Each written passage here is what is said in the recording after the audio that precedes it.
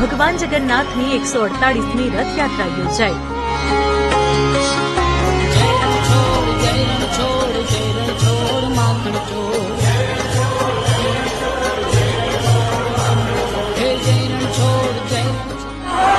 નગરચર્યાએ નીકળેલા નાથને મંદિરમાં વધાવવા જાણે ભક્તોનું ઘોડાપુર ઉમટ્યું।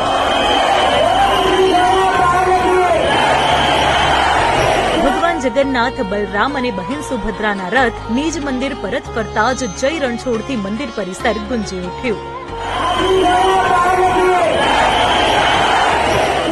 ભગવાન જગન્નાથ અને બહેન અને ભાઈ જે ત્રણેય જે છે તેઓ હવે મંદિરના પરિસરમાં વિશ્રામ કરશે। સવારે જે આ મૂર્તિઓ જે છે તેમની પૂજા કર્યા બાદ ફરીથી તેમને મંદિરના ગર્ભગૃહમાં સ્થાપિત કરવામાં આવશે।